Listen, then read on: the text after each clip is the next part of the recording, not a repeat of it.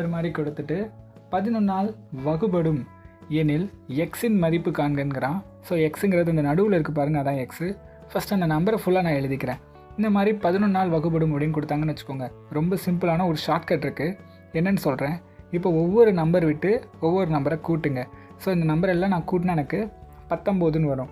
அதே மாதிரி மேலேயும் நான் என்ன பண்ணுறேன், கூட்டுறேன். ஸோ இதெல்லாம் கூட்டினா 5 3 8, அந்த எக்ஸை கூட்ட முடியாது. ஸோ ப்ளஸ் எக்ஸ்ன்னு வரும். ஸோ இந்த மாதிரி 2 நம்பரை கூட்டி வர்ற வேல்யூவும் நீங்கள் கழிச்சிங்கன்னா உங்களுக்கு 11 இல்லை 0ன்னு வந்துச்சுன்னு வச்சுக்கோங்க. அந்த நம்பர் கம்ப்ளீட்டாக 11ஆல் வகுப்படும். இதுதான் நமக்கான ரூலு. நான் என்ன பண்ணுறேன், இந்த 2 நம்பரையும் என்ன பண்ணுறேன், கழிக்கிறேன். கழிச்சா எனக்கு என்ன வரணும், 11ன்னு வரணுமா. ஸோ நான் 19 மைனஸ் இந்த மைனஸ் உள்ளே கொண்டு போனால் 8 மைனஸ் எக்ஸ் ஈக்குவல் டு 11. இது ரெண்டையும் கழிச்சா 11 மைனஸ் எக்ஸ் ஈக்குவல் டு 11.